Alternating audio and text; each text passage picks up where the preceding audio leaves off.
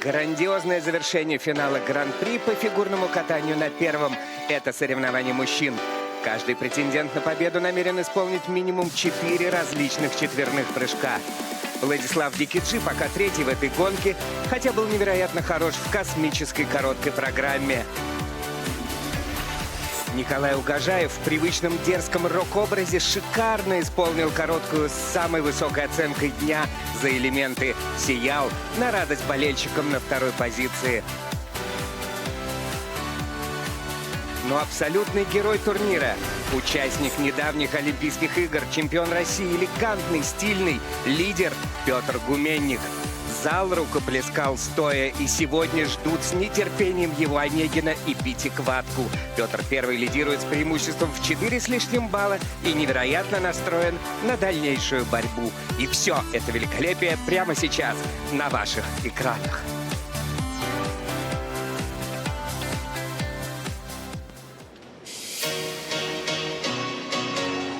Встречаем на льду участников первой группы.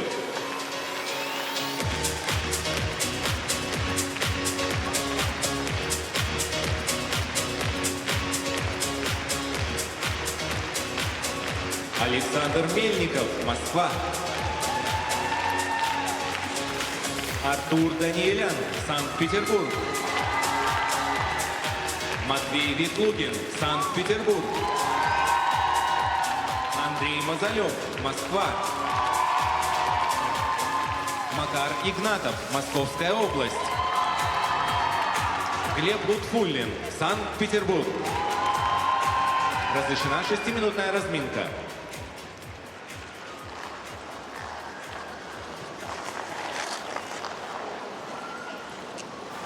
Финал Гран-при по фигурному катанию на финишной прямой. Произвольная программа.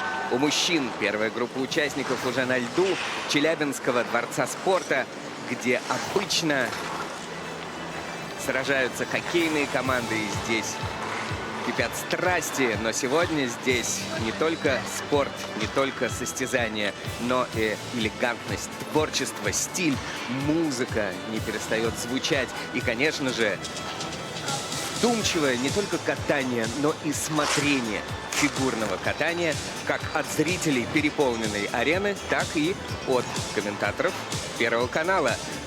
К нам с Алексеем Ягудиным присоединяется Михаил Коляда. На комментаторской позиции Василий Соловьев, Алексей Ягудин и Михаил Коляда. И мы приветствуем вас. Всем привет. Добрый день. Ну что ж, все, заключительный день финала Гран-при России. Один из самых крупных турниров этого сезона. Дальше уже более выставочные турниры, в том числе и Кубок Первого канала, Русский вызов. Но сейчас нужно собрать все то, что было наработано не только в начале этого сезона, по ходу сезона, но и предыдущие сезоны, для того, чтобы здесь выстрелить. Немножко тревожно было наблюдать женские произвольные программы, такие американские горки, и, казалось бы, вот уже вот-вот-вот, но, к сожалению, не так много. Если уточнять, всего лишь 2 чистых проката произвольных программ. Надеюсь, что мужчины сейчас будут заряжать нас не только своей энергией, но и чистотой. Первым будет кататься Александр Мельников, призер Гран-при в Красноярске. 12-е место после короткой программы у этого прекрасного артиста и фигуриста со своим стилем, который тренируется у Виктории Буцаевой. Ну а на этой арене рядом с ним тренер Евгений Власов. Вслед за ним Артур Даниэлян с такими миленькими усиками, которые символизируют музыкальное сопровождение из фильма «Семейка Адамс». Ученик Евгения Рукавицына, некогда призер чемпионата России и Европы, чрезмерно артистичный. Вслед за ним еще один ученик группы Рукавицына, Матвей Ветлугин. Некогда бронзовый призер финала Гран-при, тогда это еще был Кубок России. Матвей Ветлугин всегда передает очень интересные образы на льду. Мотя, как его нежно называют, все фигуристы, поражает тем, насколько эти образы разные, непохожие, запоминающиеся. И, конечно, его программу не перепутаешь ни с чьей. Андрей Мазалев, прекрасный. Еще один прекрасный именно фигурист, артист. То есть все те спортсмены, которых мы с вами видим сейчас на экране, они один выразительнее другого.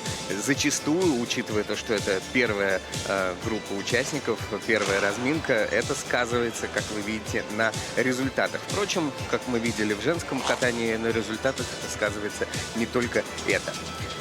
Андрей Мазалев катается в школе «Хрустальный» под руководством Этери Тутберидзе, и Даниил Глихенгаус и Сергей Дудаков, его тренеры у бортика. Макар Игнатов на ваших экранах. Там и взрослый, 25-летний опытный спортсмен, и его супруга Сашенька с сыном Михаилом. Да, машет нам ручкой. Это Артем Значков из школы «Ангелы Плющенко». Евгений Плющенко, где они вместе с Сергеем Алексеевым работают с Макаром Игнатовым. Глеб Лутфулин, еще один талантливый в презентационном плане фигурист. Прошлый сезон был великолепным от Байкала до чемпионата России в Омске. В этом чуть-чуть посложнее, и тем не менее, уж если он примеряет какой-либо образ на себя, то делает это настолько основательно, что даже на прыжковом турнире может предстать Доном Корлеоне, и все моментально со всем соглашаются, как и было сказано в оригинальном фильме. Мелодии и слова в его постановках являются искусным инструментом воздействия на публику, признательную за его творчество. Даже как-то Лутфулин обмолвился в интервью, что не исключает возможности поставить программу под пение Михаила Круга. Также фигурист восхищен талантом актеров Сергея Безрукова и Сергея Бурунова. Мечтает с ними поработать. Предлагаю познакомиться. Я жду того сезона, когда будет Михаил Круг, и круг замкнется. Не замкнется круг. Ну, говоря о коллективной работе, о работе команд, сейчас вы видите Алексея Николаевича Мишина. Вновь поздравляем с его юбилеем. Совсем скоро в Санкт-Петербурге состоятся его юбилейные шоу. Но когда мы говорим о тандеме фигуриста и тренера, конечно, мы говорим о командной работе. И в этот раз хочется отметить еще результат работы одной команды. Это губернатора Челябинской области Текслера Алексея Леонидовича и Федерации фигурного катания России на коньках. Конечно, в лице Антона Андреевича Сихарулидзе и Александра Когана. Вот сейчас, собственно, человек, от которого зависит жизнь, возможно, судьба и счастье Игнатова, Макара и, собственно, судьба многочисленных трансляций, всех трансляций Первого канала. Ольга Черносвитова, она была на ваших экранах, собственно. Ну что ж, это здание, эти стены аккумулируют в себе какую-то нереальную, фантастическую энергию, теплоту, доброту наших, ваших сердец. Вновь спасибо большое, что мы вместе, а вместе мы непобедимы. Удачи всем участникам.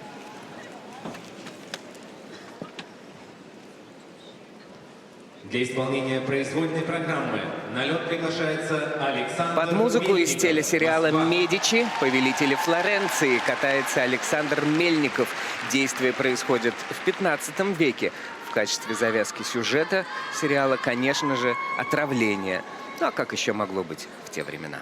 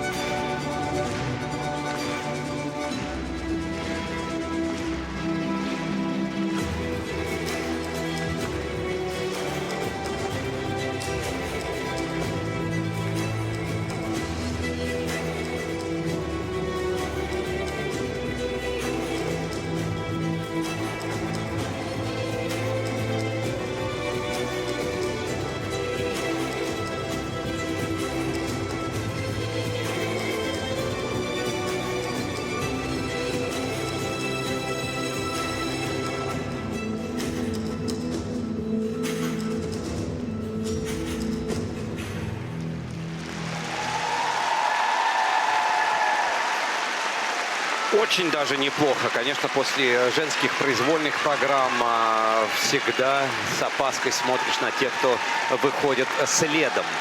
И мужчины нас не всегда заряжали стабильностью, но судя по тому, как мы сейчас увидели и что мы увидели, Александр Мельников, на мой взгляд, абсолютно другим подошел к исполнению сегодняшней программы, нежели позавчерашняя короткая программа в его исполнении. То есть сегодня какое-то такое спокойствие и достаточно чисто исполненные все элементы.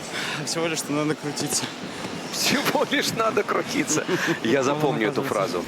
Да, это, скорее всего, Александр имел в виду двойной аксель вместо тройного, а там действительно надо было крутиться. То есть отрыв был хороший, надо было просто еще один оборот, как Алексей Николаевич говорит, додержать, и все. А я подумал про первую попытку четверного, то сейчас видя, ну там очевидный был недокрут, и есть такие благоприятные стечения обстоятельств, которые позволили ему продолжить и не вставая со льда.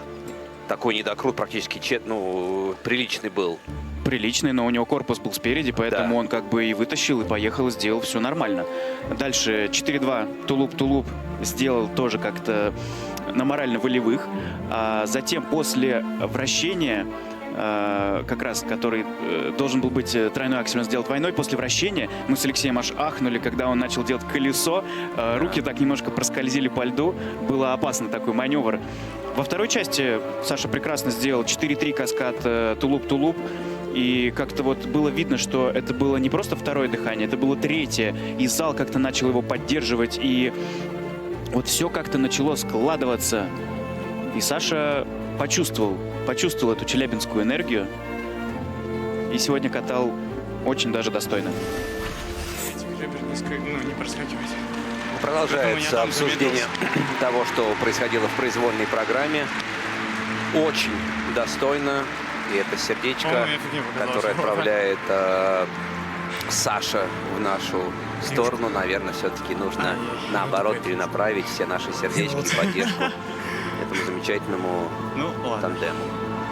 А ты все сердечки, которые отправляются, Грант, ты их на свой счет принимаешь? Не, наоборот, отправить туда. Потому что главные действующие лица того или иного турнира, конечно, это те спортсмены, которые выходят на лед. Хорошие оценки за произвольную программу, и с суммы 230 баллов мы начинаем этот день. Для исполнения произвольной программы на лед приглашается Артур Семейка Адамсов. Прекрасная метафора на структуру взаимоотношений в любом коллективе. С юмором и в плотном контакте с аудиторией Артур Даниэлян исполняет эту произвольную программу на радость всем нам. И как это водится, никто себя не узнает. Артур вдохновлялся не только фильмом «Семейка Адамсов» и новым сезоном сериала «Уэнсдей», но и олимпийской программой Ксении Столбовой и Федора Климова. Вот она, настоящая семья российского фигурного катания.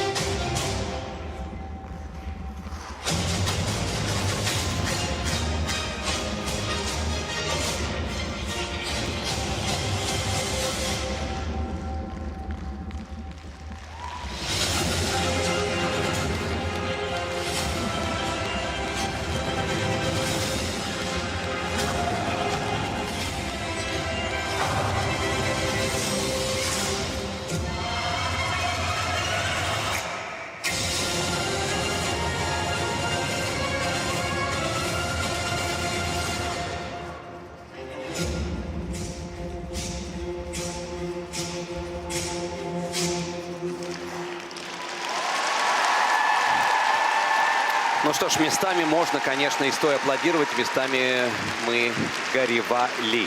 Но одно хочется отметить, немножко жалко, что такой колоритный и достаточно талантливый спортсмен-одиночник, и, к сожалению, вот не может никак добраться вот того состояния, когда этот фундамент под названием условная прыжковая часть, даже простые, мы не берем в рассмотрение четверной луц, например, такие как четверной сальхов, тройной аксель, четверной тулуп, что для мужчины это как бы есть фундамент, основа, чтобы вот она застыла. И уже отталкиваясь от этой основы, можно выстраивать дальнейшее строение. Жалко, потому что, ну, все есть, и душа есть, и самое главное, понимание, что происходит, как это должно происходить. Но вот, к сожалению, ну, что-то всегда вот выпадает. Знаешь, Алексей, справедливости ради, сегодня Артур сделал и сальхов, и аксель хорошо. Да, конечно, у него там были небольшие недочеты в других прыжковых элементах. Пошел на усложнение и попытался сделать четверной луц. Артур Даниэлян начал прекрасно с сальхова, просто вот никаких вопросов. Вот затем четверной луц, недокрученный, и падение, и причем очень так больно упал. И такие падения, они на самом деле и дыхание сбивают, но после этого он собрался и сделал прекрасный тройной аксель.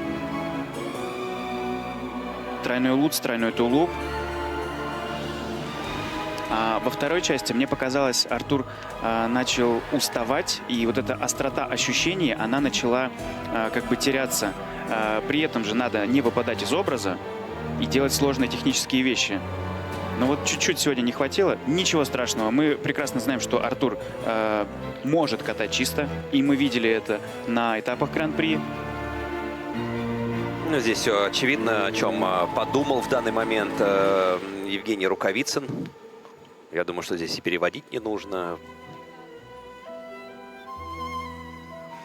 Ну что ж, пусть этот турнир уже будет закончен в голове Артура. Сейчас мы увидим оценки. Ну а дальше, как говорится, вот чтобы этот фундамент оставался, но и четверной луц — это не просто элемент, который он впервые попробовал. Он праздником вас. с праздником, конечно, наших дорогих Расцветайте. девушек, хоть он Сияйте. не прошел, он всегда. Кайфуйте. Конечно, у Артура точно Для всегда. исполнения произвольной программы. Ну вот дальше имеет четверной луц, но чтобы все складывалось. Сумма за 2 программы. 220 Он на втором месте как по произвольной программе, так и по сумме 2 программ. 12-й. Не впервые. Переживем. Для исполнения произвольной программы на лед приглашается Матвей Ветлугин. Когда Матвей Ветлугин ставил программу в образе императора, то загнал себя мыслями о том, что падать в таком костюме просто неприемлемо. Из-за этого появилась дополнительная нервозность. Вот после одной из неудачных тренировок к нему подошла врач команды Ольга Еременко и сказала: «Думаешь, он не человек был? Не мог ошибиться? Дай себе право на ошибку, и станет легче». И это великие слова. Император не тот, кто не падает. Император встает и с достоинством продолжает намеченный им великий путь.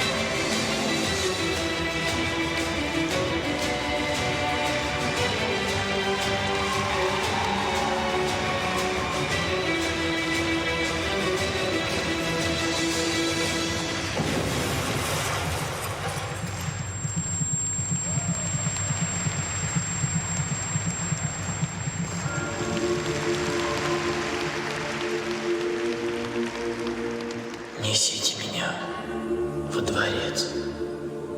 Там умереть.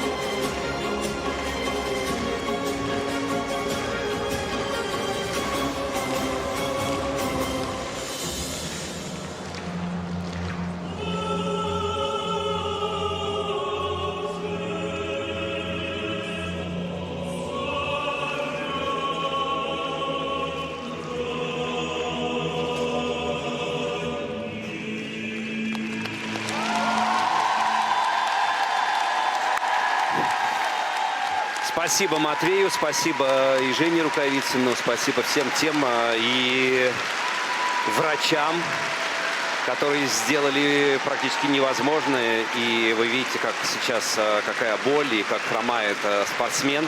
Просто поставили на ноги, в это мало кто верил, но поставили на ноги перед исполнением короткой программы. И, собственно, сейчас настает время для того, чтобы подлечить раны, залечить эти раны и уже с высоко поднятой головой стремиться покорять новые вершины в новом сезоне. Да, спорный прокат, безусловно, он был далек от того проката короткой и произвольной, который мы наблюдали в Санкт-Петербурге во время чемпионата России. Это, конечно, была просто феерия. Но сейчас сторонние силы Но все-таки стали хочется на пути. отдать должное Матвею, что он вообще вышел на этот прокат. Он прокатал, конечно, не безупречно, но это было достойно. Это было вот по-настоящему спортивно. На тоненького. Это было по-спортивному. Проще, конечно, взять, сняться и... Хотя, возможно, порой это бывает и более справедливый, умный подход. Ну, проще Но в физическом плане, но в эмоциональном сейчас он абсолютно точно может уезжать из Челябинска с чувством выполненного долга. однозначно. Начал свою произвольную программу Матвей с четверного луца, затем четверной флип, четверной тулуп, и на флипе и на тулупе судья находят недокрут. Затем был тройной тулуп, комбинированное вращение 4-го уровня. И во второй части, вот можно сказать, его коронный такой, да, элемент Луц Ридбергер, и мы видим, что он был сегодня не в ногах. Да, к сожалению, было такое падение, и дальше еще один Луц Ридбергер 3-3. Он не стал рисковать. Он не стал рисковать, да, и пошел, сделал 3-2. Через боль, преодолевая себя, в том числе, но вот сейчас неподдельная картинка у вас на экранах. Сколько же вложил в этот сезон Матвей, все это было действительно непросто. Ну и в эту постановку, сколько было рассказано и прочитано о том, какой бэкграунд он вкладывает именно в эту произвольную программу. Шоколадка. Я желаю всем шоколадку. Шоколадка — это тоже Чтобы жизнь была Обезболивающее в какой-то степени. Шоколадка может быть. И Владислав Никитич, вы видите на экранах, тоже готовится. И у него второй результат по произвольной программе, но он впереди, опережая на 11 баллов Александра Мельникова по сумме двух программ.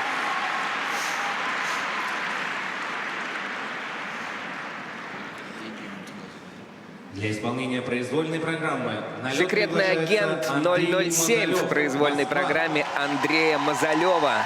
Как-то рассказывал в интервью этот фигурист, что недалекие одноклассники смеялись над ним, мол, занимается девчачьим видом спорта. Да? Ну и кто тут девчонка? Лузеры. Бонд. Джеймс Бонд.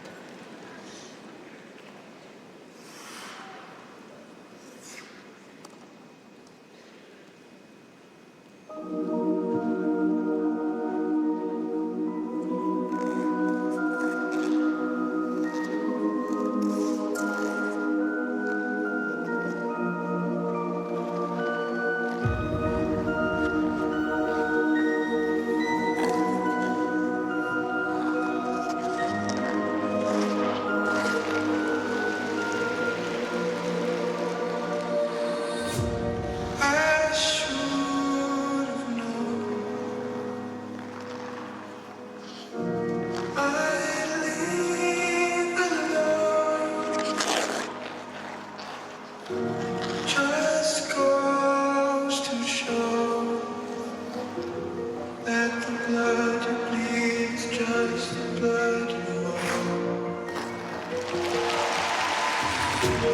We were back, but I saw you there. Too much to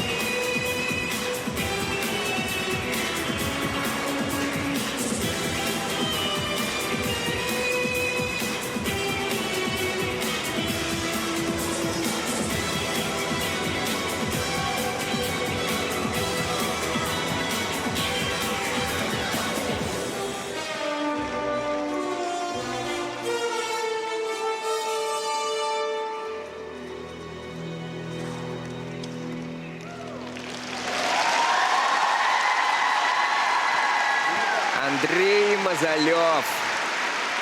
Какие продемонстрировал сейчас эмоциональные горки Качели, для да. нас своим выступлением. Ну, Я вижу, ты прям Не, я даже не подбираешь понимаю. слова. Одно, вы знаете, что для меня положительно я увидел. Мы зачастую говорили о том, что вот Андрей Мазалев, и где же его четверной флип. Но я так понимаю, что сейчас потихонечку пытаются вернуть этот элемент ультра-си, потому что сальхов тулупы мы видели по ходу произвольной программы, что именно четверной сальхов и 2 четверных тулупа были сделаны. И, собственно, сейчас он пытается нащупать комфортную среду для того, чтобы вернуть четверной флип, который он раньше исполнял. Немногословны. Вероятно, четверной флип у него получается на тренировках, и поэтому они решили поставить его в произвольную программу, иначе зачем? Вот, к сожалению, да, вот мимо ноги пошел Андрей. Сальхов, следующий прыжок. Классный, мягко, прям вот с зависом с таким. Затем 4-3, тулуп-тулуп, тоже без вопросов. А вот тройной аксель, было по заходу понятно, что он упадет. Почему? Потому что он не уверенно встал на левую ногу. И, естественно, надо было уже крутить, потому что ноги как бы пошли, а верх был не готов.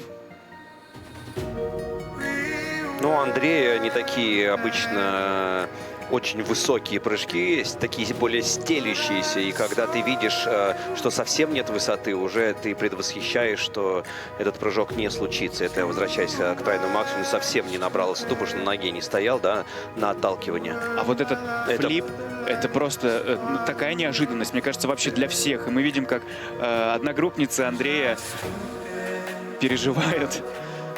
Но это действительно было из ряда вон. Такая ошибка, что, казалось бы, тройной флип, очень такой простой прыжок. Ну, прям как будто выключили. Концентрацию просто потерял немножко, не попал и... Да, такое иногда случается. А вот во второй половине программы был исполнен четверной тулуп, тройной тулуп. А можешь пояснить по набору элементов, почему 2 одинаковых каскада, четверной тулуп, тройной тулуп, не является повторением? Ну, потому что так можно делать. Например, Матвей Ветлугин делает 2 каскада Лутц Риттгер 3-3. И это тоже правило позволит. Правила позволяют. И он впереди. На 7 баллов опережает Матвея Ветлугина. Плюс 100 кармы за последний флип.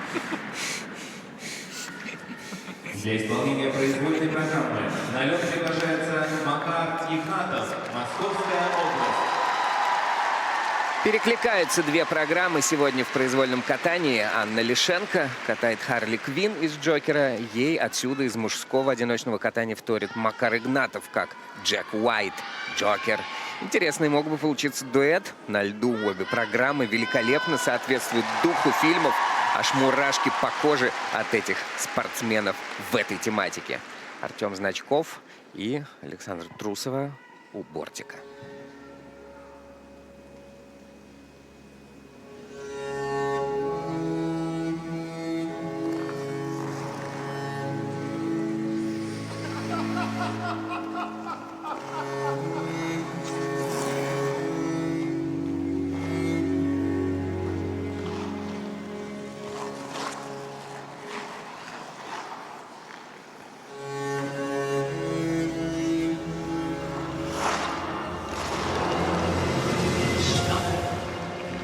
Though your heart is aching, smile, even though it's breaking. When there are clouds in the sky, you'll get by if you smile.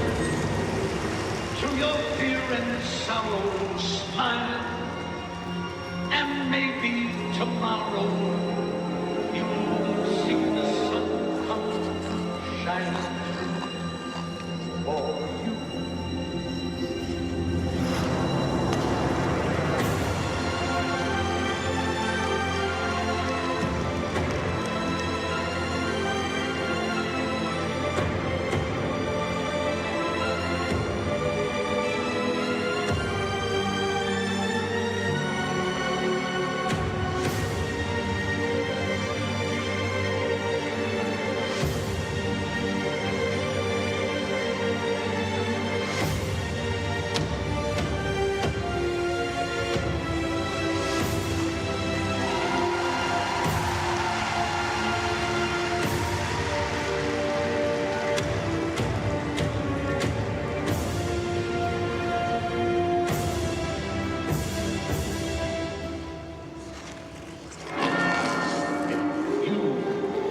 Just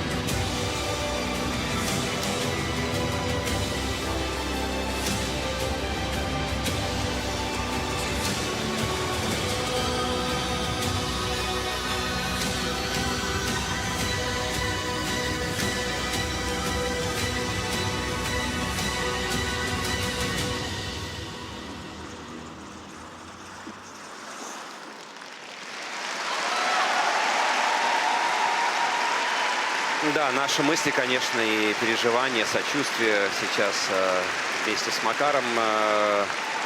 Не случился прокат от слова совсем. Очень много элементов сейчас стоят на пересмотре. Я думаю, что основной посыл технической бригады — это, конечно, немногочисленные недокруты. Мы видели, что не очень ровно вылетал, держа корпус, да, в моменте полета в прыжковой части. И, собственно, это становилось. Наблюдалось смещение оси вращения. Сейчас будем пересматривать. Пошел на усложнение Макар. Впервые в этом сезоне решил сделать 5 четверных прыжков.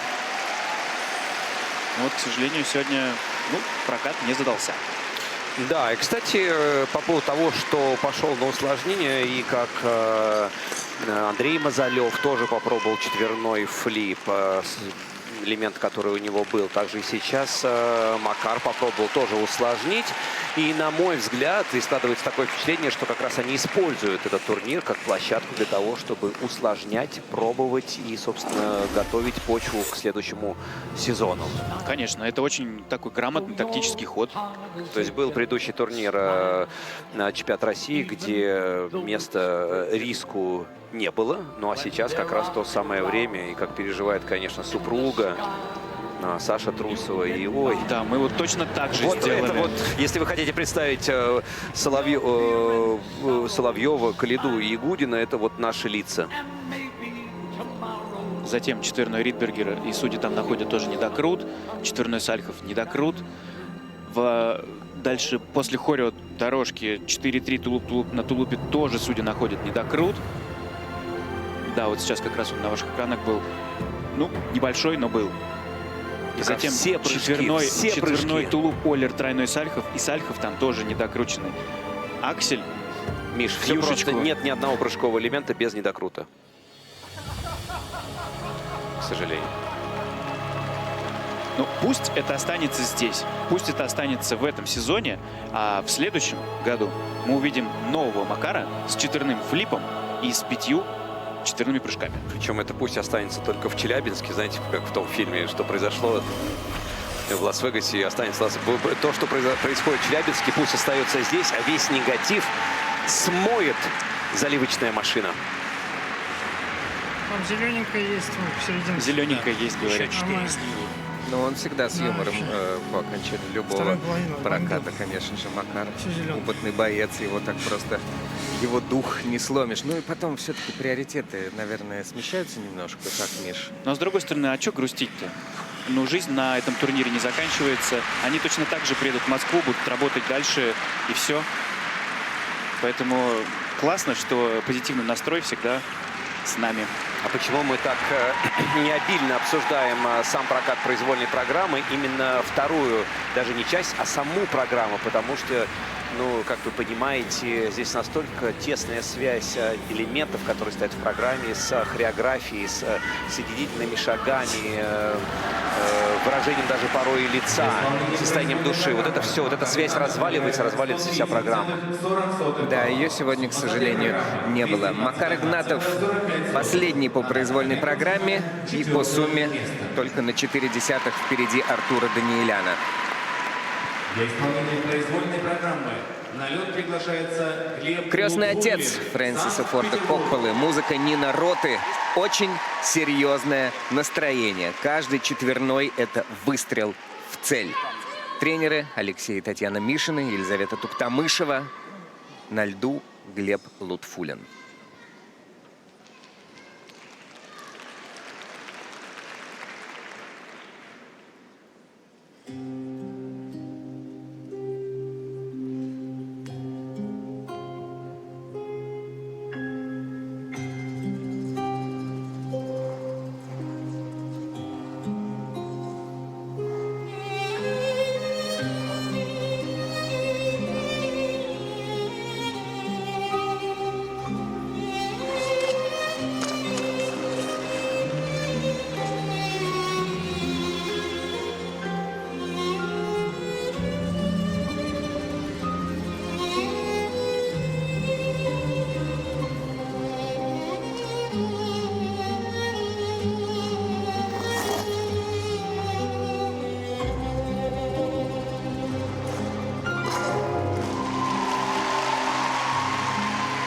Brucia la luna in cielo e io brucio d'amori.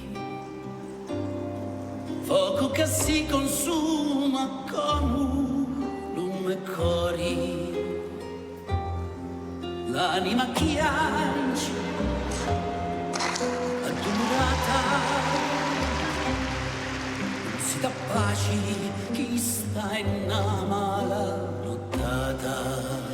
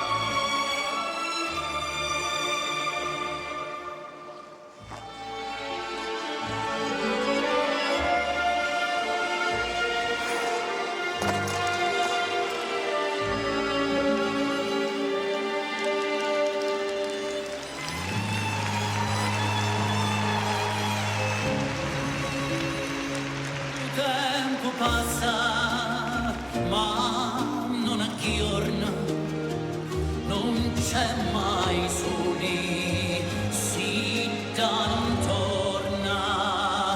Brucia la terra mia e brucia lume e cori, chi si ti dà qua da io, si ti dà amori.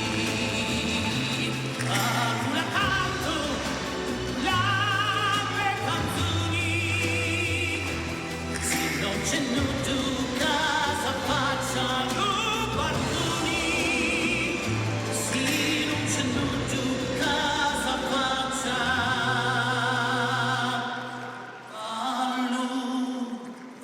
barconi.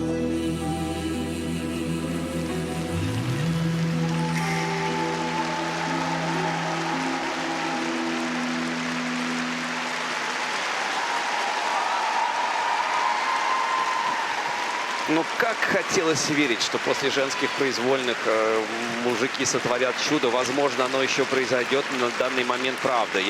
Вот мы с Мишей Коредой тоже здесь пообщались, мы не понимаем, что происходит. Почему вот и ни одного чистого проката произвольных программ у парников, женские произвольные вот таким образом, и сейчас мужчины, то ли это большой перерыв после чемпионата России, как бы ты не успел, вроде бы ты успел отдохнуть, но не успел дальше подготовиться. Вот что происходит? Вот левым коньком, возможно, он подцепил правую ногу, подсказывают здесь люди знающие. А мне показалось, что у него травмирована именно левая нога, потому что Сальхов четверной, который должен был быть у него в заявке, он его не делал.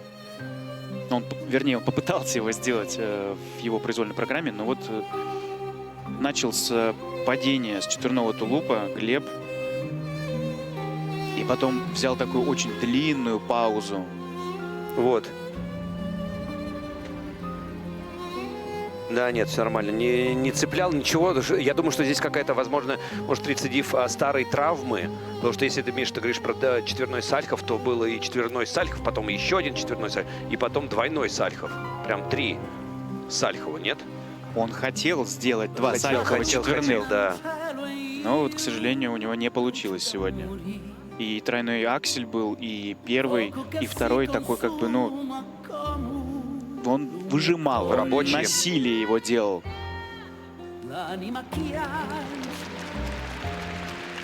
Ну и вот каждый раз мы видим такое вот лицо, ужимки. Понятно, что боль присутствовала, не отпускала. Елизавета Туктамышева, чемпионка мира. Тоже, я думаю, сейчас задаются вопросом, что конкретно, где и почему это случилось именно здесь. Причем после короткой программы, да, настолько легко, именно прыжковая часть была исполнена, ну, с запасом, я бы так сказал. Чистый прокат. Все-таки есть какой-то зацепка. Костюм ворвал.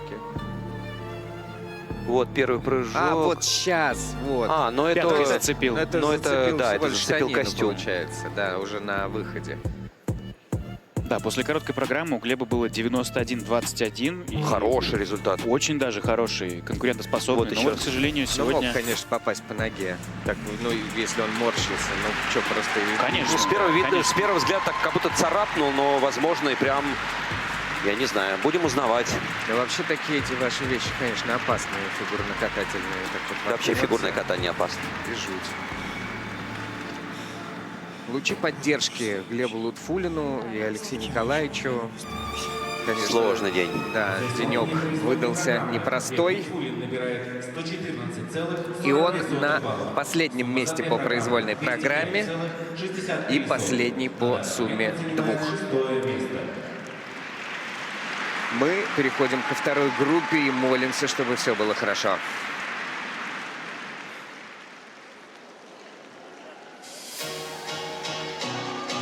Встречаем на льду участников второй группы.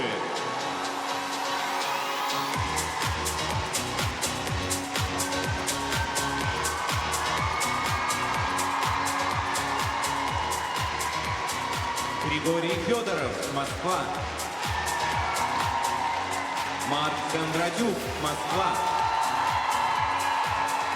Евгений Семененко, Санкт-Петербург. Владислав Дикиджи, Санкт-Петербург. Николай Угожаев, Санкт-Петербург. Петр Гуменник, Санкт-Петербург. Разрешена 6-минутная разминка.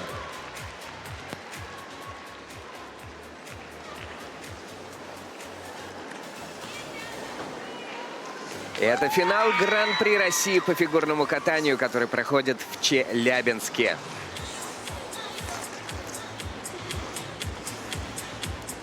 Мужчины исполняют свою произвольную программу, и вторая группа на льду. О, это финишная прямая, и столько волнения. Почему-то на этом старте, казалось бы, завершение сезона. Катайтесь себе, наслаждайтесь, радуйте эту многотысячную толпу. Но нет, Алексей, посмотри, какая невероятная схватка происходит здесь, на этом турнире.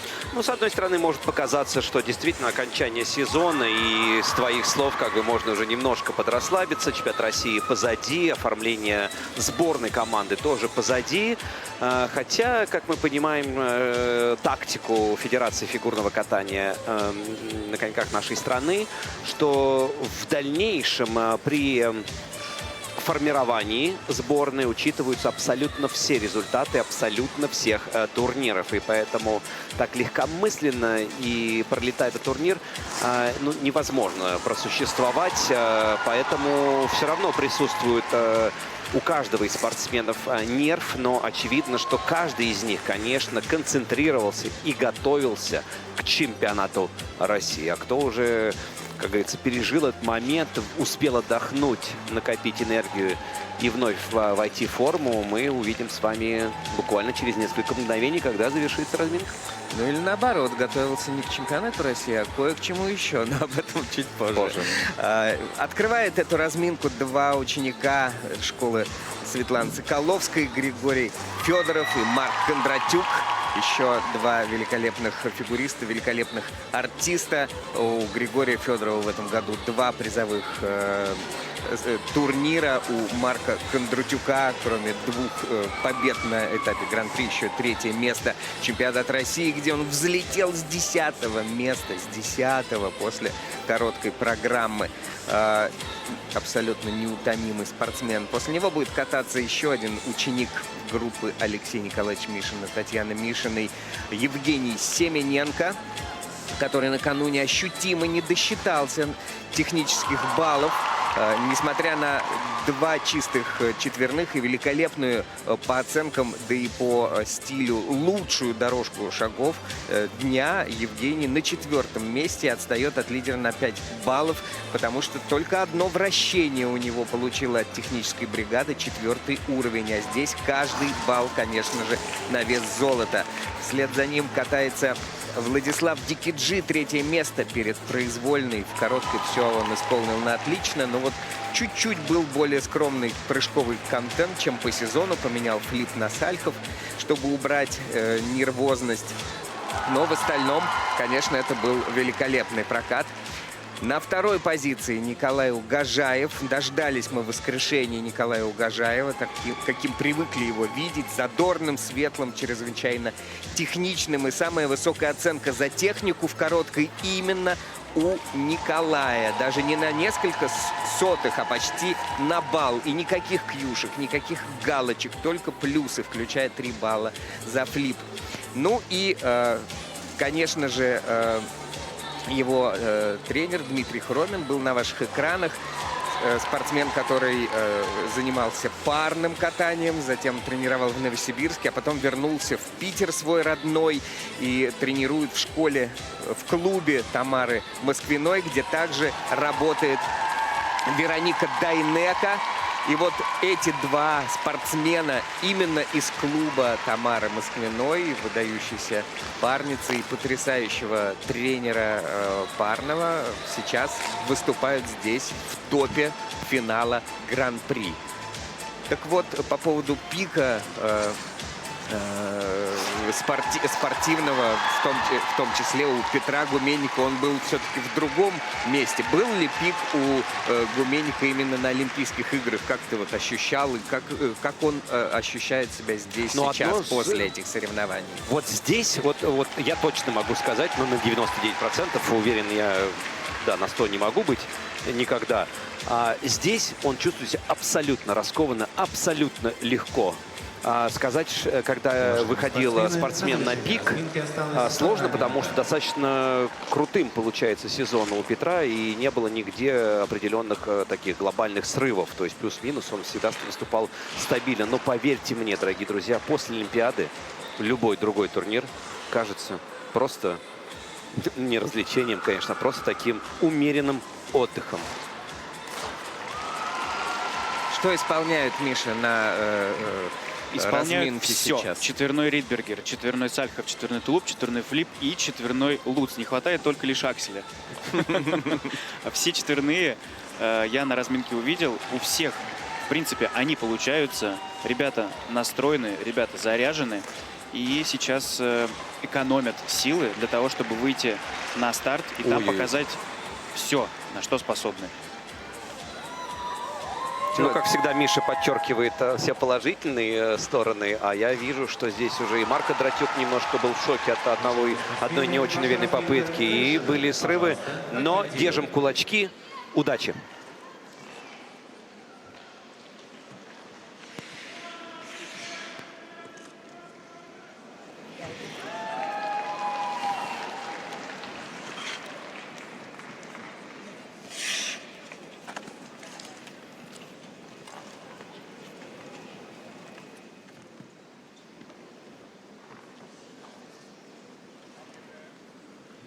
Для исполнения произвольной программы на лед приглашается Григорий Федоров, Москва. В финале Гран-при по фигурному катанию в Челябинске произвольная программа, которую исполняет вторая группа участников.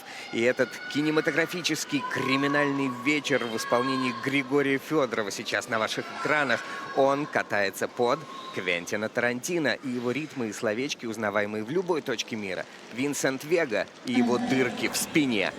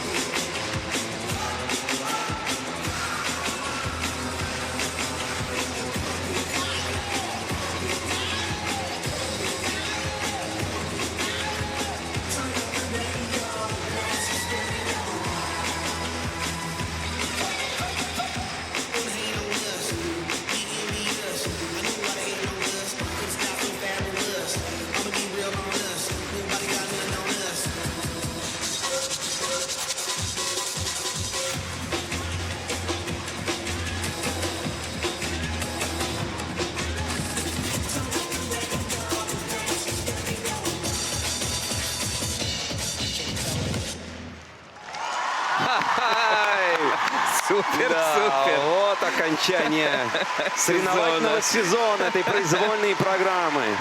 Можно аплодировать так же, как это делают двукратная чемпионка мира Женя Медведева, Дина Хуснудинова, Даша Садкова. Садкова. Все здесь. Алиса Двоеглазова. На Все нервах здесь. все равно Светлана Владимировна, потому что у нее впереди еще одно выступление ученика. Но, конечно, Следом. мега довольна таким началом. Да, и вновь хочется сейчас, мы видим на экранах губернатора Челябинской области, Декслера Алексея Леонидовича. Мы также видели и Когана Александра Ильича. Все те люди, которые не только стояли у истоков создания вот этого праздника спорта, который в эти дни проходит в рамках финала Гран-при в Челябинске. Спасибо большое за организацию, за это тепло. Ну а мы возвращаемся вновь на лед. Да, конечно, мега-хореография. Это не важно сейчас, а важно то, что прыжковая часть, как и на многих турнирах до этого финала, вновь ярко светит.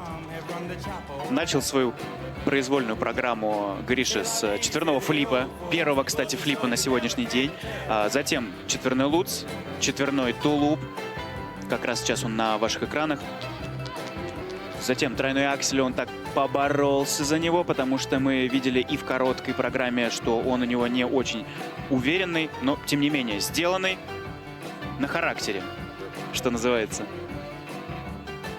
А во второй части все три каскада. Тройной луц, тройной тулуп, тройной луц, тройной ридбергер. Кстати, тоже первый на сегодняшний день. Не, ну, Миша, если так, то практически у нас все впервые, потому что все то, что И мы это наблюдали до этого, не было ничего. Да, первый чистый прокат. Поздравляем. Это было действительно здорово. Это было вот от души. То есть и его финальная поза, она прямое тому доказательство, что вот все, он сделал все, что мог. И сейчас он просто дожидается оценок и кайфует от проделанной работы. Ну и хотелось бы, конечно, услышать, вдруг какая-то дискуссия развернется в Киссинг-Край по поводу вращательных элементов. Да, как это было в начале сезона. А по вращениям у него все хорошо. 4-4-3. Ну, это прямо мем ходячий. Бабушка Наташа, бабушка Ира, привет! А что-то... Светлана Владимировна не пошла в Киссинг-Край, потому что она, очевидно, конечно. выводит Марка Кондрачука, естественно. Поэтому дискуссии не будет, да и не о чем сегодня дискутировать. Григорий Федоров великолепен. И, конечно, это первый результат. И в произвольной программе он лучше на 20 баллов катается, чем ближайший преследователь, а по сумме двух программ почти на 30. Для исполнения произвольной программы на лед приглашается Марк Кондратюк, Москва. Второй по компонентам после короткой программы Марк Кондратюк. Давайте настроимся на эту программу, выдохнем, кому как по душе, и отдадим себя в руки художнику.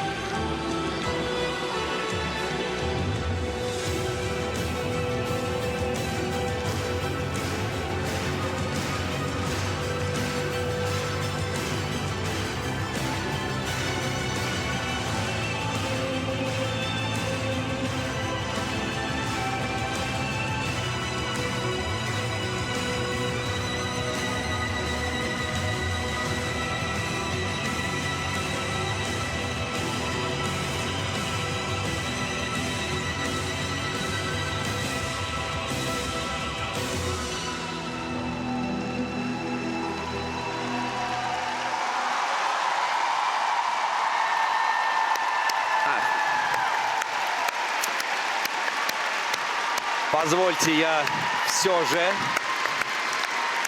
стану и преклонюсь перед талантом, мастерством. А самое главное, даже здесь выходит не это на первый план. Здесь выходит человечность и вот эта яркость. У каждого человека она имеет определенный уровень. Но вот здесь как будто, знаете, вот все, что производит звук, свет и так далее, что может на нас иметь какое-то давление, все включено на самый высокий уровень. Ну, Марк, он настоящий художник, он артист, он атлет. И все это вот как может уместиться в одном человеке, вот все в нем есть. Но у меня возникает сейчас вопрос. Ну, понятно, перед Марком я преклоняюсь и, слушайте, ну, отдать должное абсолютно всем участникам, но вот сейчас, анализируя финальную группу, нет ни одного спортсмена, который Да ты мое большое сердце. по нерву, по вот этому состоянию, по этому невидимому разговору, диалогу с жюри, с нами, со всеми зрителями, на трибунах, на телеэкранах, нет другого спортсмена, который вот так это может показывать. И это не наигранные краски, это реальность. Он абсолютно живой. И ни одного рядом нет спортсмена, которые вот сегодня бы выступали или будут выступать. Да, мы все прекрасно помним, как именно Марк Кондратюк довел до слез Алексея Гудина на чемпионате России. Это не так сложно. Алексей, ввиду своего возраста, уже достаточно часто плачет. Но вот объясни мне, почему не было ни одного четверного Сальхова? Мы увидели в самом начале четверной лут, четверной тулуп. Один из самых любимых элементов. А нет, все, прости. Я эту вторую половину, да, я все причем вылетела. Дважды во второй части. Мы просто с тобой дискутировали по поводу тройного акселя, его пролетности и способа его исполнения, и подготовки к нему. А потом ушли в артистизм, и я пропустил, простите. Да, но трогательно, как всегда. С маленькими погрешностями, но... А погрешностей на самом деле было немного. Судьи находят только единственный недокрут на тройном тулупе в каскаде лут-стулуп во второй части программы. А все остальное сделано очень прилично. Два вращения третьего уровня, одно четвертого. Вот все-таки один такой, наверное, достаточно крупный недочет — это дорожка первого уровня. Все остальное Марк сделал классно. 4 четверных прыжка. Лидирует на 9 баллов, опередил Григория Федорова. И по сумме двух программ впереди великолепный Марк Кондратюк. Для исполнения произвольной программы на лед приглашается Евгений Семененко представит сегодня своего гладиатора. Он очень гордится этой постановкой, потому что, во-первых, ее предложили сразу одновременно и тренер, и хореограф Глейхенгаус. Во-вторых, потому что она логичная, в отличие от многих других гладиаторов. Тут все расставлено по сюжету. В-третьих, костюм совершенно великолепный. Ну а в трансляции вот вам план не раба, но генерала.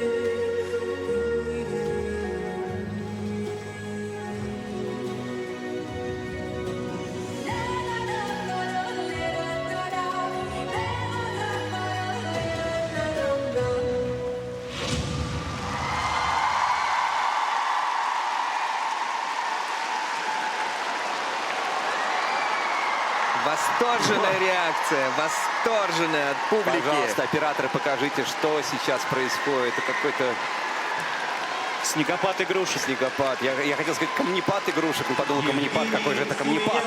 Миша, передавай игрушки, не скучай. Вот это любовь, вот это понимание всего того, что происходит. И, конечно же, с юбилеем, дорогой Алексей Николаевич Мишин. Долгих лет. И самое главное, чтобы вы никогда не теряли состояние души. И по праву эти аплодисменты, эти плакаты и, конечно, аплодисменты Евгении Семененко, который только что закончил прокат своей произвольной программы в адрес Алексея Николаевича Мишина. Долгих лет вам и вашей семье.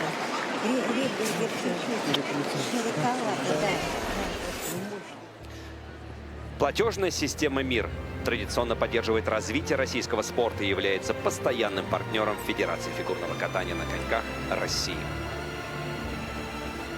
Первая 100 баллов на сегодня по технической оценке от Евгения Семененко. Начал свою произвольную программу с небольшой помарки на четверном Ридбергере, затем четверной тулуп, четверной Сальхов. И мы видели, что он хотел сделать с первым Сальховым каскад, но не стал рисковать. Пошел и сделал со вторым. То есть он грамотно рассчитал силы. А ты видел, как он еще добавил? Пойдет и сделает. Он был уверен в том, что он пойдет и сделает. Это здорово. Также во второй части 2 тройных акселя, один в комбинации с двойным, один в каскаде с тройным Сальховым. Все было сделано четко, без всяких недокрутов.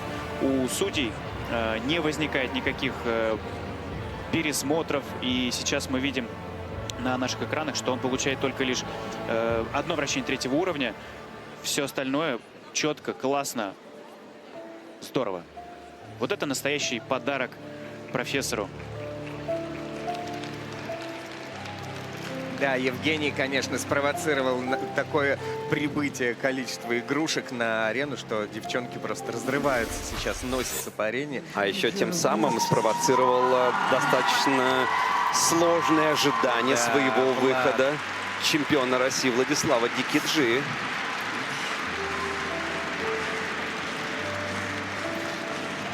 Ну что ж. Оценки уже на ваших экранах, его элементы, его зеленые и красные сегменты. Обратите внимание, практически все выполнено отлично, кроме этих 2 первых элементов. Евгений Семененко набирает 188,45 На 2 балла в произвольной программе он уступает Марку Кондручуку, но впереди на балл практически выше, чем Марк по сумме 2 программ.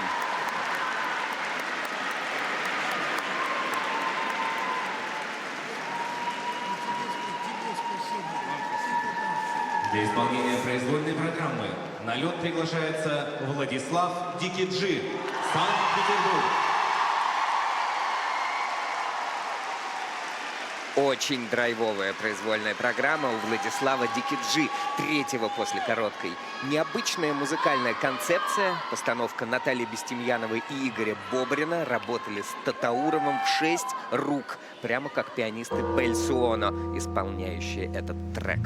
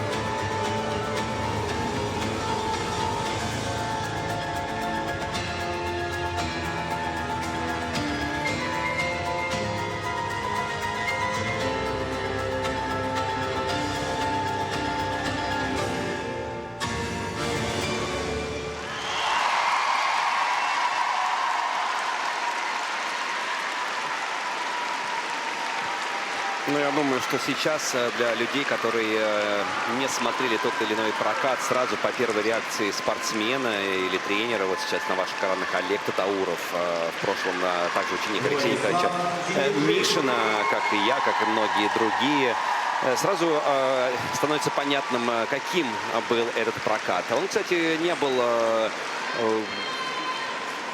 ужасным, плохим, он...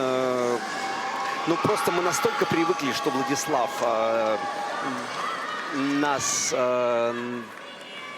нам дает возможность насладиться чистейшими прокатами, этой легкостью. Но, на мой взгляд, уже все-таки с возрастом проходит то время, когда все вот так легко может получаться. Теперь уже каждый прыжок, каждый элемент нужно прям сосредоточенно с холодной головой подходить. Вытащил его, да, Миша? Вытащил, да, первый четверной луц прям вот хорошо прям вытащил. Затем четверной флип, здорово.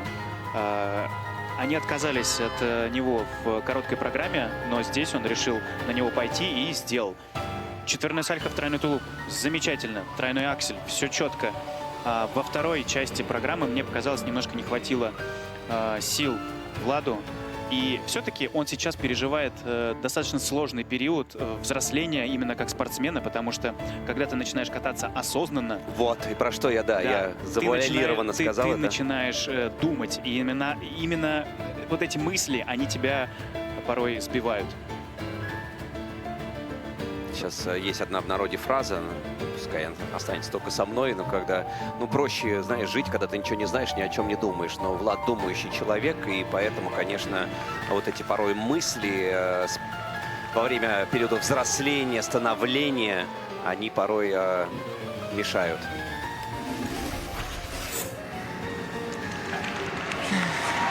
Платежная система «Мир» традиционно поддерживает развитие российского спорта и является постоянным партнером Федерации фигурного катания на коньках России. Ну что ж, можно поздравить Влада с таким сложным сезоном. Да, сезон все-таки близится к концу. И достаточно неплохо он выступал в этом сезоне. И, ну что, будем работать дальше. Тут уже говорить нечего. Мне понравилось, как ты, Миша, пристально смотрел за позициями во вращательных элементах, как оценивал то, что происходило в дорожках шагов. Работа продолжается, и в любом случае человек работающий добьется определенных результатов. Владислав Кикиджи набирает 167,67 балла. И это четвертое место по произвольной программе и по сумме двух программ. Впереди Евгений Семененко.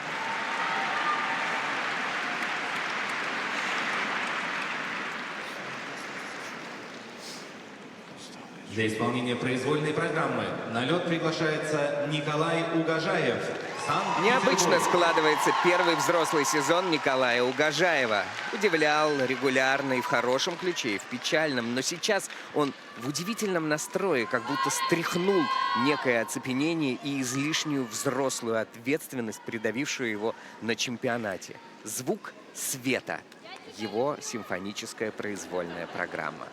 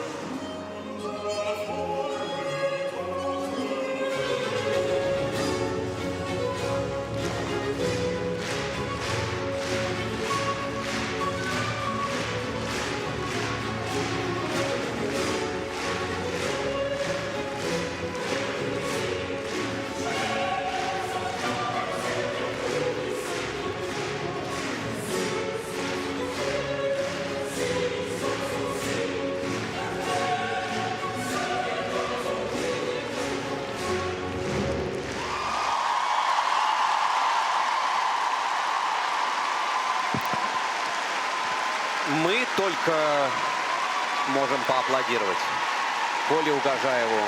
Наикрутейший прокат. Если говорить о технической составляющей, то, конечно, упомрачительный состав четверных элементов, абсолютно разнообразных прыжков. И мы видели, как это по-английски звучит pump fist. Это когда уже по окончанию всего самого сложного спортсмены вот так наглядно показывают, что все самое сложное позади, кулачки вместе, такой победный условный жест на данный момент. И вот после финального заключительного прыжкового элемента тройного лутца мы как раз это увидели. Это же увидели и в финале программы. Но вновь говоря про техническую составляющую, конечно, этот парень уникум. Не в том, что он совершает что-то уникальное и то, что другие не могут повторить, но он зачастую очень стабильно выполняет этот самый технический набор. И не только технически, Алексей. Сегодня он выглядел настолько убедительным, что мы, как зрители, начали ему верить. То есть это было здорово, это было мощно. И как легко тебя зацепить. Да. На я, счет второй оценки немножко. Они со своим тренером поработали. И это было классно. Четверной флип, тройной тулуп, первый прыжок. Здорово. Четверной тулуп, четверной лутс. Судьи находят там неясное ребро. Затем четверной флип. И да все было классно. Просто вот... просто класс. А как звучит эта программа его классическая после того, как он в короткой выдал такой вот рок настоящий? Сейчас таким элегантным, изящным он выглядел и вполне одухотворенно катался. На мой взгляд, все-таки такие темы, как условный рэп, да, от которого он немножко отказался под конец этого сезона, французский, и та программа короткая, которую мы наблюдали позавчера, все-таки вот эти стили ближе, чем классические. Для Коли, ну, у каждого, как говорится, свое. Кому-то под гладиатора, кому-то что-то такое более одухотворенное Но он показывать. Он растет в мастерстве. Главное, чтобы не... во второй оценке. И это видно, это Всем классно. привет. Кирюша Судаков специально Вместе для со себя. своим тренером Дмитрием Хроминым. Они в Кисенкрай. И Николай по произвольной, в основном из оценки за компоненты, получает третий результат. А по сумме двух программ он на втором месте, уступает полбалла Евгению Семененко. Таким образом, оба они уже на пьедестале, потому что впереди только выступление одного спортсмена.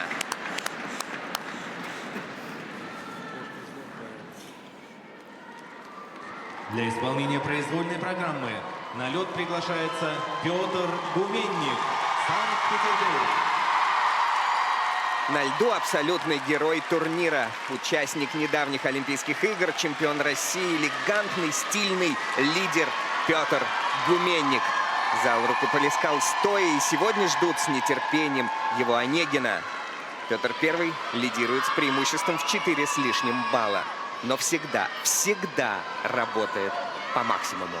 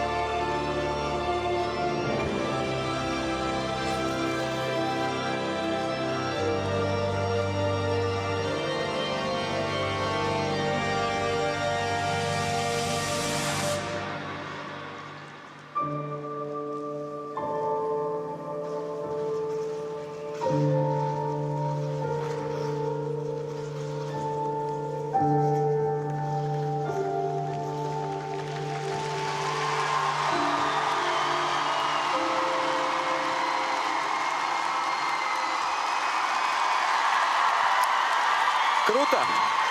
И вот Праздник. эта фраза, которую однажды произнесли во время комментирования, когда сказали «Петр первый» после короткой программы.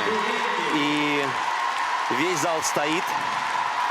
Мы продолжаем аплодировать. И, собственно, сейчас можно продолжать эту мысль. Петр первый будет, скорее всего, и по окончанию финала Гран-при. Абсолютно высочайшего класса катания. Женя Семененко также продолжает аплодировать. И вот цилиндр, всем знакомый. Огромное количество всевозможных подарков. Садкова, Медведева, Нелюбова. Все здесь. Десятки плакатов на трибунах. Посмотрите, нет ни одной трибуны, чтобы там не было 5-10 плакатов в поддержку Петра. Какое-то сумасшествие. Мне хочется еще отметить, вы знаете, конечно, больший процент тех аплодисментов и положительных эмоций звучат в адрес Петра. Я бы хотел еще отметить вот эту хрупкую девушку, тренера Веронику Дайнеко, потому что вы не представляете, одно дело, когда вы на льду, и ты понимаешь, ты ощущаешь, что происходит в твоей голове, ты можешь хоть как-то еще контролировать. Это настоящая народная любовь. Но вот Вероника Дайнеко — это тот человек, который, конечно же, вместе с Тамарой Николаевной Москвиной, они оберегали Петра, они готовили его. И вот это состояние беспомощности за бортиком вызывает у меня восхищение, что вот так подвели. И самое главное, простите, что отвлекаю вас от комментирования, но абсолютно справедливое, верное решение было Федерации фигурного катания на коньках нашей страны выбрать именно Петю. Выбрать Петю как того человека, который будет представлять нашу великую спортивную державу на Олимпиаде. Мы благодарим и Антона Трилевича Сихрулидзе, мы благодарим Когана Александра Ильича, всех тех людей, кто все же в очень сложнейшей ситуации жизненной сделали вот этот абсолютно правильный выбор. Он был достоин этой путевки, он с гордостью защищал нашу страну и таким же высочайшим классом подтвердил свою мощь здесь, в Челябинске. Ну, кстати говоря, на прошлогоднем финале Гран-при Петя получил 314,54 и тем самым заработал себе право поехать на отборочные на Олимпиаду. Вот эта история закольцевалась. Да, действительно, это началось в прошлом году, и это продолжается в этом. 4 четверных прыжка совершенно сумасшедших исполнил Петя. Четверной флип, четверной Ридбергер, Сальхов Тулуп 4-3. Ну, просто здорово. Просто для зрителей, кто не разбирается в прыжках, отметить, что Вероника Дайнеко переживала из-за тройного луца, который он исполнил вместо четверного, но даже эта потеря не скажется на его результате. У него очень большой запас сегодня. Он на таком подъеме, на таком взлете, что в космосе у нас сейчас он, именно Петр Первый. И он побеждает. 303 балла. В сумме это победа по всем фронтам. Поздравляем! Поздравляем и Женю Семененко со вторым местом, и Николая Угожаева с бронзовой медалью. Это все настоящие герои. И Марк Кондратюк на 4-м месте. Посмотрите, с каким ничтожным отставанием от пьедестала.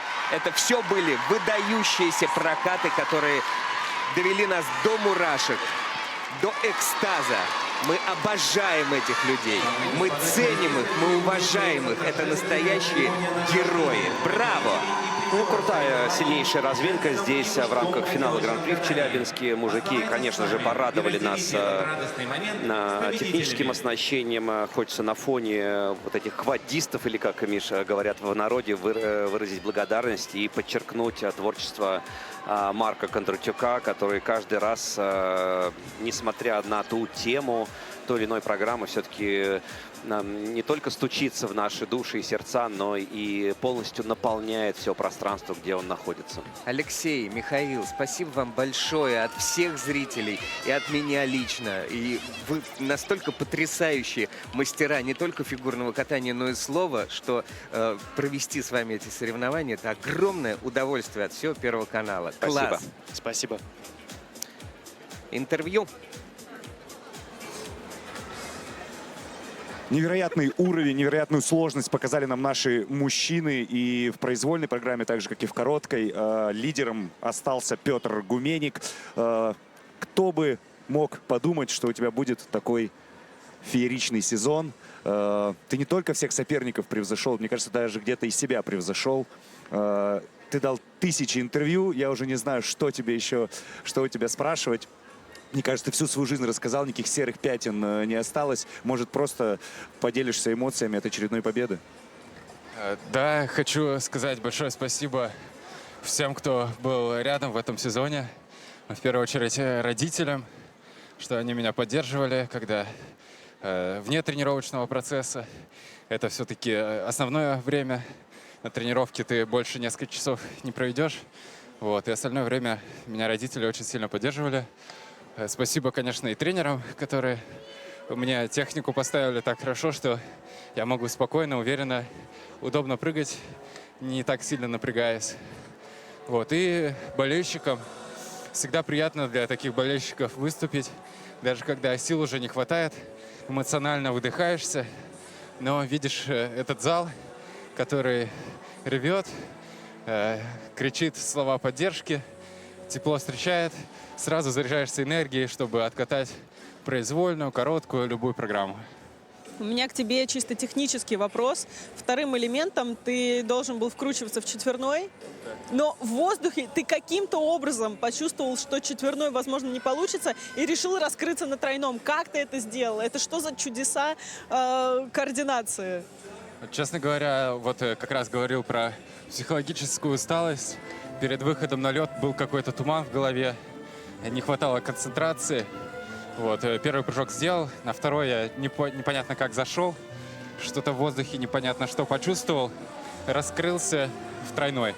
Очень повезло, что меня ровно приземлило на тройной, не 3,5, не 2,5. И этот тройной даже по плюсам у тебя остался. Да, и еще и на плюсы, но потому что с таким запасом, с выездом. Вот. Ну, и этот момент позволил мне сразу так включиться, голова заработала, начал думать. Во-первых, смогу ли я в конце повторить еще тройной луц. У меня оставался еще один прыжок для запаса. Вот, я понял, что могу. И дальше, уже зная, как прокатали остальные соперники, я понимал, что дальше ошибок допускать нельзя, надо все делать. И собрался и сделал. На трибунах мы увидели твоих фанатов, которые были одеты в костюмы 2 бананов и кинули тебе диетическую колу. И, соответственно, наверное, тем самым фанатам, вот они сидят в желтых костюмах. Ты же, будет, наверное, интересно услышать, чем же ты завтракал перед таким прекрасным прокатом. Ну, завтракал, ладно, я тут просто кашей и сырником в этом Готовьте скейтинг-лаунже. костюмы, каши и сырников. Перед тренировкой не успел. Ну, и я и не планировал получше выспаться. Вот, поэтому здесь уже после тренировки поел. Ну, и с обеда захватил с собой банан. Он был такой жирный, так что я даже целиком его не осилил. Наполовину съел, и этого уже хватило. Хотя, возможно, если бы съел целый, то и луз четверной покорился бы. Твой тренер тоже очень эмоционально всегда реагирует на каждое твое движение на льду. Как твой тренер пережил Олимпийские игры? Такое нервное напряжение. Ну, Вероника Анатольевна, видимо, тоже очень хорошо подготовилась в психологическом плане к играм, потому что там она была совершенно спокойной, по крайней мере, для меня. То есть в моменты, когда мы взаимодействовали, когда она мне исправляла ошибки, давала финальные наставления, она была очень спокойной, тихой, уверенной, и это даже мне передавалось. Как ни странно, уверенность Вероника Анатольевна, не знаю, напускная это была или нет, но она мне тоже помогла. А бывает наоборот? Может быть, в течение сезона какой-то старт вспомнишь, где тебе пришлось приводить в чувство тренера? Да, помню на прокатах. Это я только вернулся с отборочных в Пекине. Тоже был такой на расслабоне. Катал последним произволку, 6-м. И на разминке решил, что еще времени будет очень много. И чтобы раньше времени не выдохнуться, как это было в Пекине, там я прям начал за 45 минут разминку, долго разминался, потом на 6-минутки выложился, потом снял коньки, сразу продолжил прыгать, и к своему выходу на лед уже устал. И тут у меня была новая стратегия. не разминаться на полу перед шестиминуткой. На шестиминутке так поездить, поделать бабочки. И после этого только уже начать готовиться к своему выступлению. Наверняка Тольна не была в курсе. Она очень сильно испугалась и начала говорить, что такое, соберись или снимайся, или катай стройными. Мне пришлось успокаивать, говорить, что все под контролем, все будет хорошо, Тебе все пришлось сделаю. показывать ей блокнотик со своими математическими записями, что здесь все учтено. Вот здесь вот по уравнению должен быть чистый прокат. Но она мне уже на слово, я думаю, верит, без расчетов. Но сезон на этом турнире не заканчивается. Есть еще и выставочные турниры. Планируешь ли ты в них участвовать? Где и вообще как этот долгий сезон держать себя в фантастической форме? Ну и, конечно же, мы не можем не спросить по поводу турнира шоу-программ, потому что твой фантастический трансформер покорил просто всех. Конечно же, ждали на показательных на Олимпийских играх, но мы очень сильно надеемся, что и в этом сезоне мы увидим его еще раз, и, возможно, даже что-то новое. Какие планы? Ну, выступить на Кубке Первого канала, конечно. Я уже 3 раза подряд его выигрывал. Хочется, ну, как минимум, поучаствовать, показать свою программу на максимум, поддержать всех своих сокомандников, что очень приятно, когда ты можешь прям от всей души болеть за своих друзей. Надеюсь, с Владом опять попадем в одну команду. Вот. Дальше к русскому вызову тоже буду готовиться. Там всегда обязательно нужно новую программу ставить. Вот. И это будет непростой задачей. Постараюсь опять как-то впечатлить, удивить зрителей. Ну, потом будет шоу. Я поеду в тур Этери Тутберидзе. И там тоже буду катать свои показательные. Ну, я открою секрет и воспользуюсь таким случаем, обрадую Петра, что его братан будет с ним в одной команде, потому что хоть команды у тебя не было на Олимпийских играх, теперь она у тебя будет. Противостояние будет 2 столиц, Санкт-Петербурга и Москвы, поэтому все твои друзья-петербуржцы будут с тобой в одной команде. Вот это да, это отличная новость. Спасибо тебе огромное за такой невероятный турнир, за еще одну победу. Очень ждем тебя на следующих соревнованиях и ждем тебя в Санкт-Петербурге. Спасибо, я тоже вас всех жду. Мы будем. Ну, а мы не прощаемся пока, потому что у нас уже готово интервью. Евгения Семененко, смотрим. Евгений, огромное спасибо вам за это классное выступление. А наше общение с вами я хочу начать с цитаты одного из ваших поклонников, которая очень понравилась всем болельщикам. Цитирую. «Семененко – это такой оплот стабильности. Его выступление смотришь и не страшно, знаешь, что он все прыгнет и сделает». Вот сегодня глобально все прыгнули и сделали, но было ощущение, что парочку элементов даже не то, что было нужно додержать, а выстоять. Как вы с этим справились, расскажите. Не, ну вот, закончился финал, получается. Гран-при России, прокатами доволен. Вот у меня... Вообще я готовил луц в произвольной программе, и сегодня утром на тренировке он хорошо получился. Но на разминке что-то немножко не так пошло, и после 6-минутной, получается, подготовки приняли решение, что все-таки Ридбергер. Потому что я его прыгал в течение всего сезона. Вот. Ну и мне кажется, я так хотел сделать этот Ридбергер, что чуть-чуть, наверное, даже больше скрутил. Но это мои текущие ощущения, надо посмотреть на видео. Так ли это было на самом деле? Ну, вот такое первое впечатление. Но рад, что я боролся за каждый балл, считал обороты во вращениях, дорожку старался хорошо выкатать. Ну и в целом 2 проката были в Челябинске удачные. Вы предвосхитили мой второй вопрос, то есть чтобы стало всем ясно. Получается, Ридбергер на 6-минутке мы не разминали, и он оказался первым прыжком в программе, и возможно, именно поэтому он не получился, да? Ну, не знаю, можно ли это назвать причиной. Ну вот по моим ощущениям, да, что я как-то его очень хорошо вылетел, попытался прям скрутить, и создалось ощущение, что перекрутил его немножко. Вот. Ну это вот, как я сказал, нынешнее ощущение на видео, потом я посмотрю, так ли это было. А давайте о приятном. Как вам игрушка ПАД? Я знаю, десятки просто мешками привезли ваши поклонники. Я был очень впечатлен. Во-первых, да, что мои болельщики знают,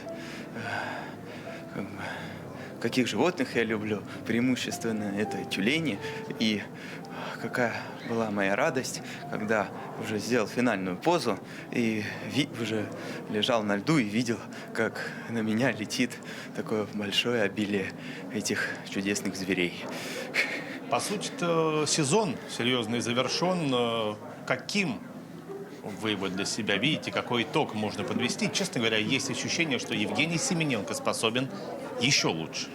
Ну, прошлый мой сезон был бронзовый, этот я с уверенностью могу назвать серебряным. Надеюсь, что положительная динамика продолжится и в следующем сезоне будет золотой. Пусть это будет хороший опыт, чтобы расти и расти над собой. Спасибо вам большое за выступление еще раз. Вам спасибо. Но у нас в студии уже Анна Щербакова, которая поделится своими впечатлениями о мужском турнире. Анют, как тебе? Ой, эмоции, наверное, переполняют. Я даже просто не знаю, с чего начать, потому что изначально казалось, что сегодня такой тяжелый день. Мы уже ходили по коридорам и шутили, что понедельник день тяжелый, или, может быть, не стоило делать день перерыва между короткой и произвольной, потому что и у девочек очень тяжело шло. Первая разминка мальчиков, как мы все переживали, из проката в прокат за парней. И вот... Да и сами тренеры тоже ходили по коридору и вот прям вот...